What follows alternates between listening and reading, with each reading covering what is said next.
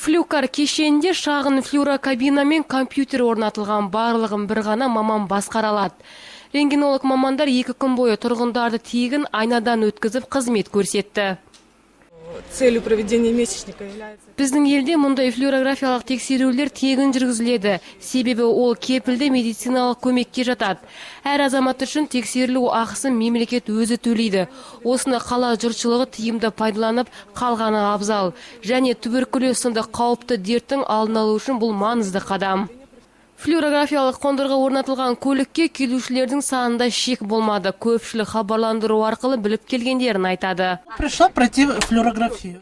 Айнаға түсу үшін арнайы келдім. Теледидардан хабарландыру арқылы біліп келдім. Емханаға барып уақыт кетірмей, осында келіп тегін айнадан өтіп жатқаным үшін қуаныштымын.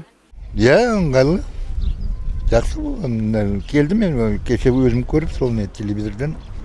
Сол келдім. Кеше келейін деген бүгін келдім сол.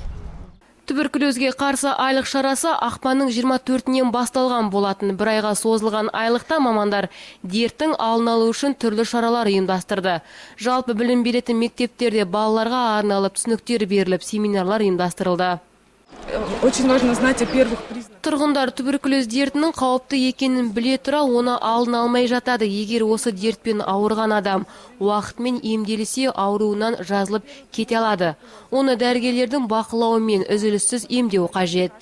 Бірнеше сағаттың ішінде айнадан 100-ге жуық адам түсіп шықты. Қауіпті дертті алдын алу үшін тұрғындар аталмыш қондырғының тиімді болғанын айтып, риза болысты. Жалпы қала жұртшылығы 2 күн бойы флюорографиялық жылжымалы сандық кешеннен өтті.